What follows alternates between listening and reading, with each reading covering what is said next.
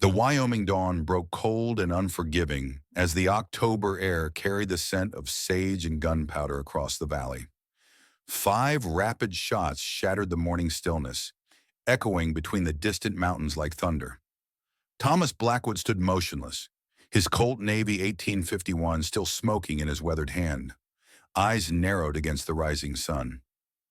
50 yards away, a man clutched his shoulder, blood seeping between his fingers as he scrambled onto his horse and fled toward the eastern ridge. Blackwood tracked the horse through his squinted gaze, jaw clenched tight beneath 3 days' worth of stubble.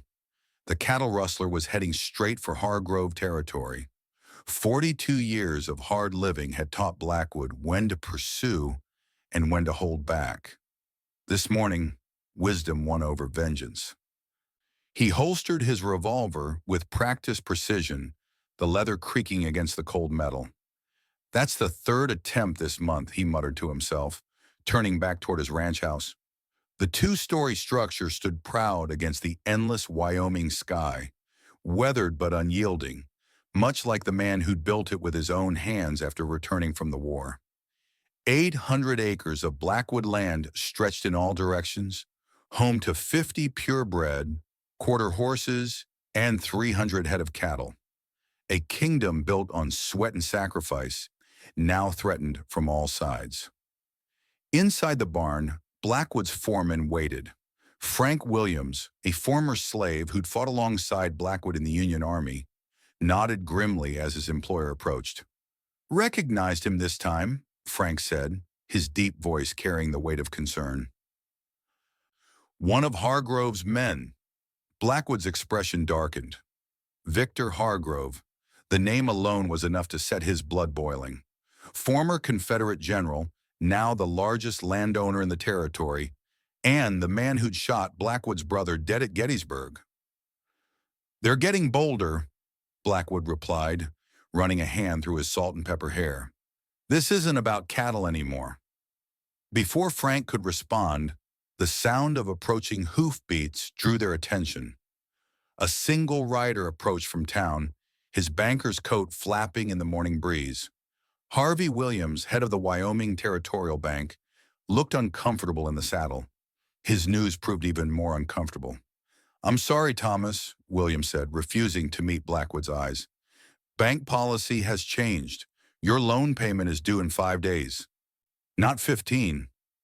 Blackwood's face remained impassive, but his eyes hardened to granite. "That's mighty convenient timing, Harvey. $2,000 in 5 days? We both know what's happening here." Williams shifted uneasily. "Hargrove bought controlling interest in the bank last month. There's nothing I can do." "And I suppose Hargrove knowing about the railroad before anyone else was just luck too?" Blackwood pressed, his voice dangerously quiet. The banker's silence confirmed everything. The railroad was coming through the territory, and land values would skyrocket overnight. Whoever controlled the path of the Iron Horse would control the future of Wyoming. "He wants your land, Thomas," Williams finally admitted. "Says it's the final piece he needs. 3 other ranchers have already sold out." Blackwood turned away, his mind racing through impossible calculations. $2,000 in 5 days.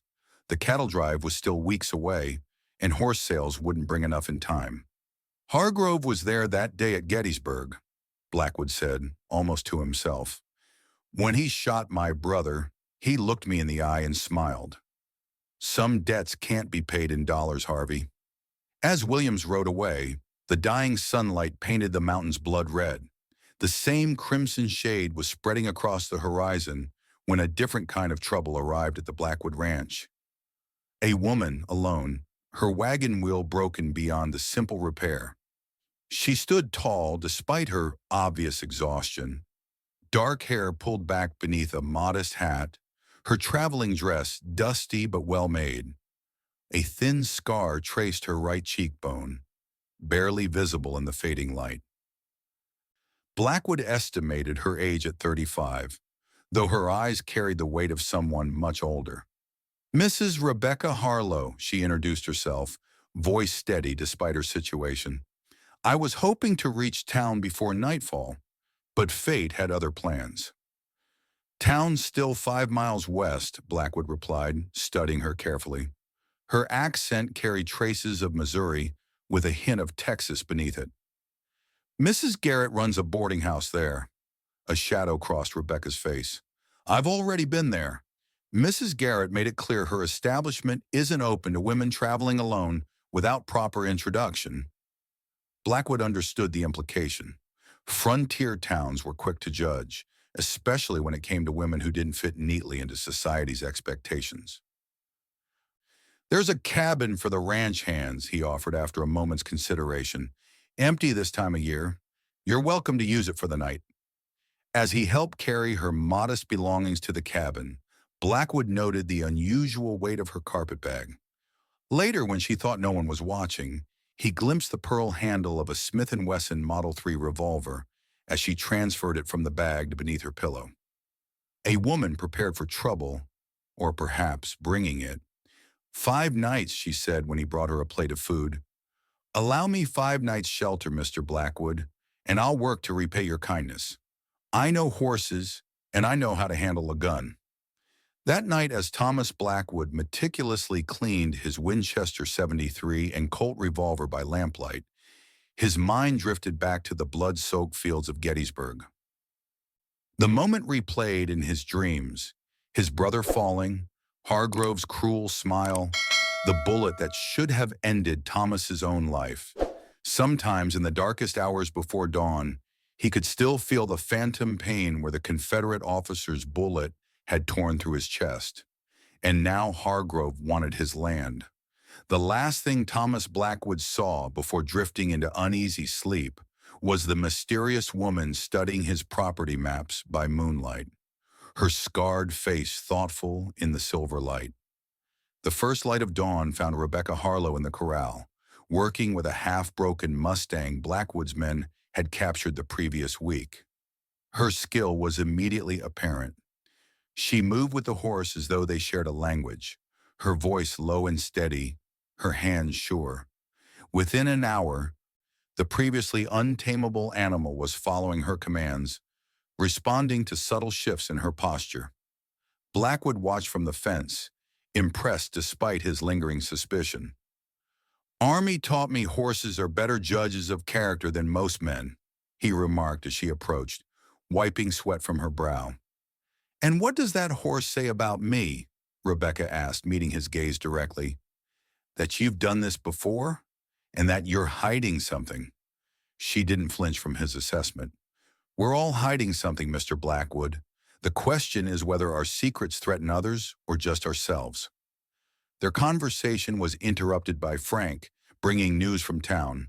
A cavalry unit from Fort Laramie was passing through, looking to purchase remounts. 10 good horses might fetch enough to cover that loan," Rebecca suggested, demonstrating unexpected knowledge of his financial situation. Blackwood's eyes narrowed, but he couldn't deny the logic.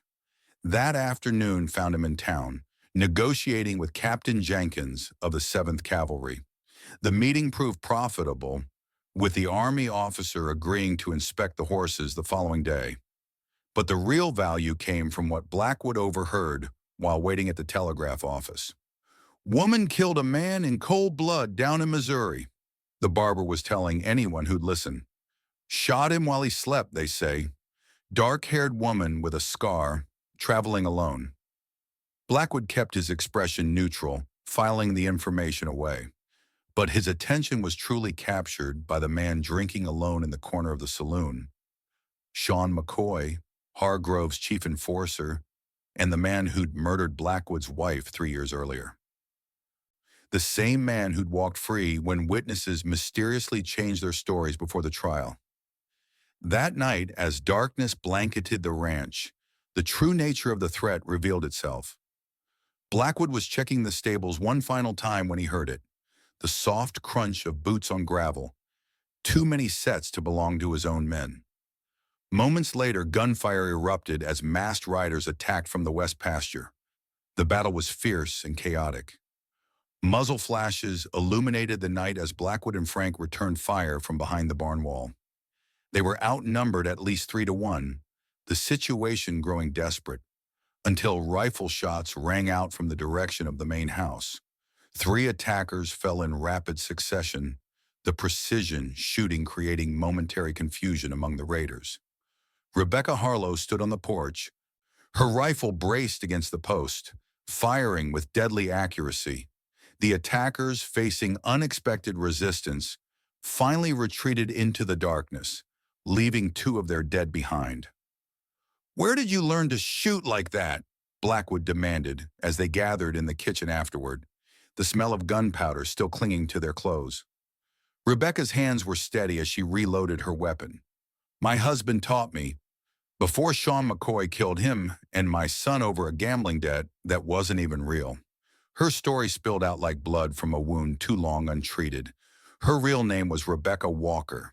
Her husband, a former Union Army surgeon who'd served at Gettysburg, had saved many lives during the war, including, though she didn't know it yet, Thomas Blackwood's. After the war, they'd settled in Missouri, only to cross paths with Sean McCoy, a professional gambler and killer. When her husband couldn't pay a manufactured debt, McCoy murdered him and their 10-year-old son. "I killed McCoy's brother when he came to claim me as payment," she concluded, her voice hollow with the memory. "I've been hunting Sean ever since. I never expected to find him working for Hargrove in Wyoming." Blackwood's expression shifted as the pieces fell into place. "McCoy killed my wife 3 years ago. Claimed she drew on him first. No witnesses survived to say different." Their eyes met across the table, recognition flowing between them, not of romance but of shared purpose. Vengeance and justice, twin flames burning in the Wyoming night. "Seems we have common enemies," Blackwood said simply. The next morning they rode to town together to meet with Judge Parker, the only official in the territory Blackwood trusted not to be in Hargrove's pocket.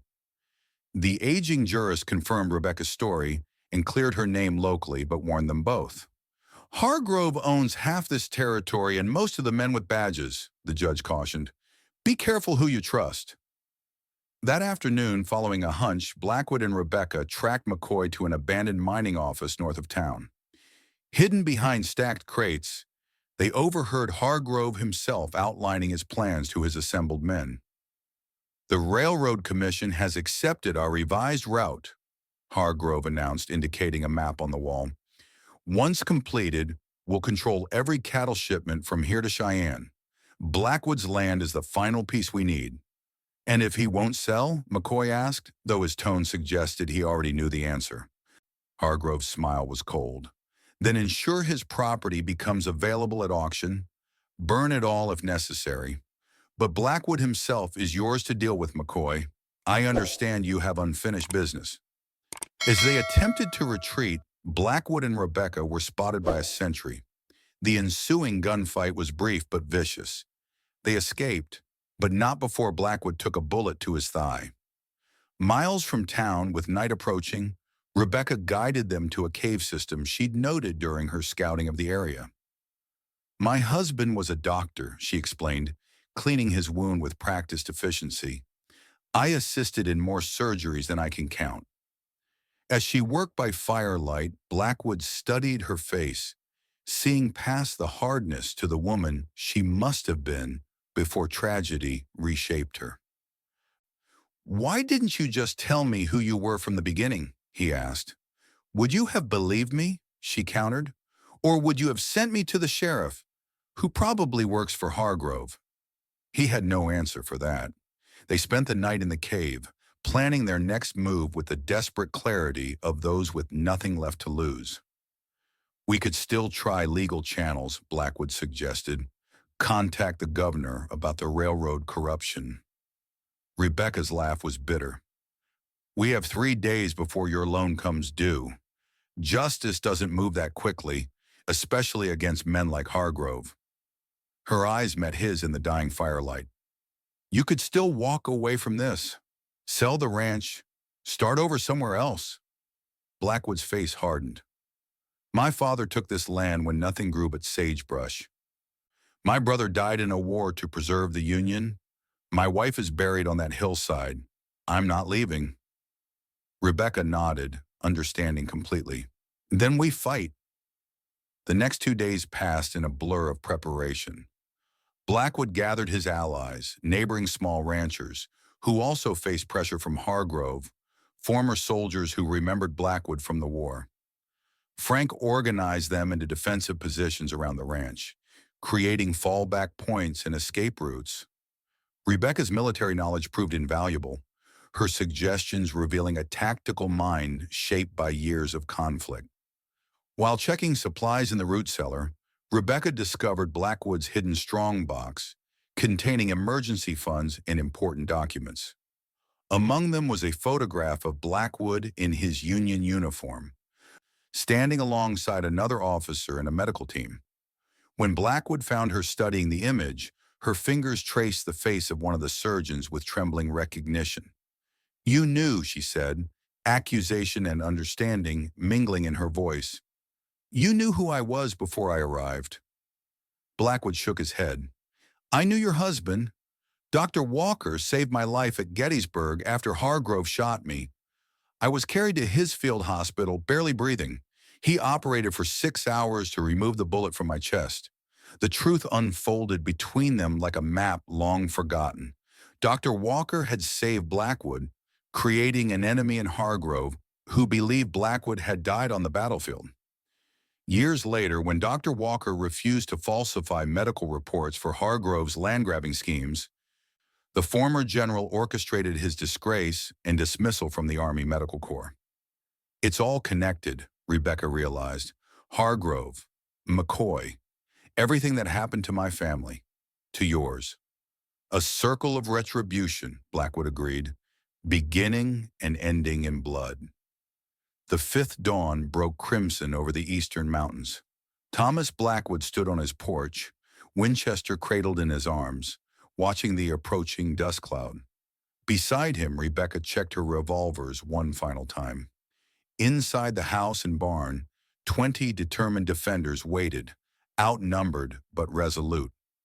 "They're coming from the north," Frank called from his position in the hayloft. "At least 20 riders." Blackwood nodded, face set like stone. "Hargrove wants a war. Let's oblige him." The battle erupted with a fury that seemed to shake the very mountains. Hargrove's men charged the ranch from multiple directions, confident in their superior numbers. They weren't expecting the disciplined resistance they encountered. Former Union soldiers held the barn with military precision. Neighboring ranchers defended the corrals. Frank coordinated their fire from his elevated position. His voice cut through the chaos with calm authority. Blackwood moved between defensive positions. His Winchester spoke with deadly accuracy whenever a target presented itself. Rebecca positioned herself in the upper floor of the house. Her rifle dropped attackers who ventured too close to the main building. For a time, the defense held. But Hargrove had brought overwhelming force. By mid-morning, the attackers had set fire to the outer buildings. As Blackwood led a group of neighbors to safety from the burning bunkhouse, he took another bullet, this one tearing through his left shoulder. Staggering back to the main house, he found it eerily quiet. Too quiet. The front door stood ajar. Inside, Victor Hargrove waited, revolver trained on Blackwood's chest. The former Confederate general had aged since Gettysburg, his beard now white, his frame thinner, but his eyes still burned with the same fanatical intensity. "You should have died on that battlefield, Blackwood," Hargrove said, his voice cultured despite his evident hatred. "I've spent 12 years wondering how you survived." Blackwood straightened despite the pain radiating from his wounds. "Same way I'm going to survive today." "I think not," Hargrove replied. "This time I'll make certain of it. Your land, your legacy, everything will be mine. The railroad will make me the richest man in the territory." "Is that what this is about?" Blackwood asked, stalling while gauging the distance to his hidden backup weapon. "Money," Hargrove's laugh was hollow. "It's about erasing every last man who witnessed my defeat. You, Dr. Walker, all of you who saw the great Victor Hargrove brought low. Your own pride destroyed you, Blackwood countered, not the Union Army. As Hargrove's finger tightened on the trigger, Blackwood dropped to one knee, pulling the derringer from his boot. Both men fired simultaneously. Hargrove's bullet splintered the doorframe. Blackwood struck the former general in the chest. Hargrove staggered back, shock replacing the hatred in his eyes. He collapsed into a chair, blood spreading across his expensive coat. "You think this ends with me?" he gasped. "McCoy will still—" "McCoy is dead," Rebecca's voice came from the doorway. Blood spattered her clothes, but none of it appeared to be her own. She had cornered McCoy in the burning stable, where he'd been preparing to flee with Hargrove's strongbox. Their final confrontation had been brutal and swift. McCoy had fired twice, missing both shots in his panic. Rebecca's aim proved steadier. Her first bullet shattered his gun hand. Her second struck his chest. He died as he lived, a coward, begging for mercy he never showed others. She added, the memory still fresh in her mind. He admitted to killing my son before I ended him. She crossed to Blackwood, helping him to a chair opposite the dying Hargrove. Together they watched as the light faded from the former general's eyes, his final breath escaping in a confused whisper. Outside, the gunfire had ceased. Frank appeared in the doorway, his left arm bandaged but his expression triumphant. "The rest have surrendered or fled," he reported. "Judge Parker is riding in with a posse from town." By sunset, the Blackwood Ranch stood wounded but undefeated. Buildings smoldered against the darkening sky. Fences lay splintered across trampled earth, but the land remained in Thomas Blackwood's possession. Judge Parker personally delivered the news that documents found in Hargrove's saddlebags proved his corruption of the Railroad Commission. "The governor's been telegraphed," the old jurist confirmed. "Hargrove's entire operation will be dismantled." The human cost had been high. 5 of Hargrove's men lay dead, including McCoy. 7 more were wounded and under arrest, facing charges of attempted murder and conspiracy. Among Blackwood's defenders, 2 neighboring ranchers had been killed, and Frank had taken a bullet that would leave his left arm stiff for life. The territorial marshal arrived that evening, taking custody of the prisoners. Hargrove's influence ran deep, the marshal explained. Half the territorial officials were in his pocket. This might go all the way to Washington before it's done. "As long as it's done," Blackwood replied. Captain Jenkins arrived with his cavalry detachment, having heard the gunfire from town. After surveying the aftermath, he approached Blackwood with an unexpected offer. "The Army still needs those horses, Blackwood," the officer said. "I'm authorized to pay in advance, given the circumstances." He handed over a bank draft for $2,000. "Fine animals like yours are worth every penny to the 7th Cavalry." The next morning, Blackwood rode into town despite his wounds. Harvey Williams' eyes widened as Blackwood limped into the bank and placed the Army draft on the counter. "This covers the loan in full," Blackwood stated. "I believe that concludes our business." Williams examined the draft, then nodded. "I'll have the deed returned to you immediately. And Thomas," he added in a lower voice, "for what it's worth, I'm glad to see Hargrove didn't win." "Justice rarely comes easy," Blackwood replied, "but it does come." As darkness fell on the 5th night, Thomas Blackwood and Rebecca Walker stood together on the hillside overlooking the damaged ranch. Below them, lanterns glowed as workers cleared debris and tended to the wounded. In the distance, the first stars appeared above the mountains. "Justice has been served," Blackwood said quietly. "Your husband and son can rest easier now." Rebecca nodded, her expression peaceful for the first time since her arrival.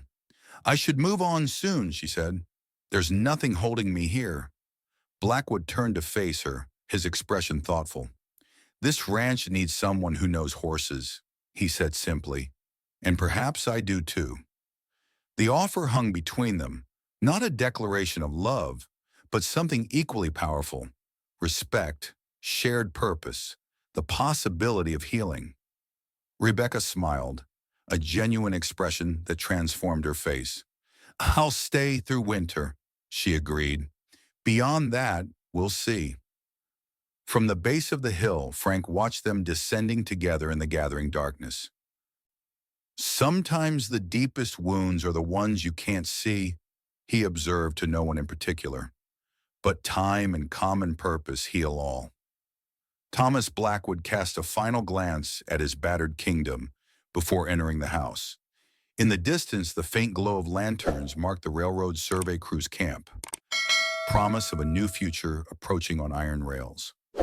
5 nights had passed without rest, but something stronger had taken its place. Justice served at last. The ghost of Gettysburg could finally rest. His brother, his wife, Rebecca's family, all had been avenged. The land his father had tamed would remain in Blackwood hands, and perhaps now it could be a place of building rather than bloodshed. As Rebecca joined him at the doorway, Blackwood felt, for the first time in years, that tomorrow might be worth waking up for.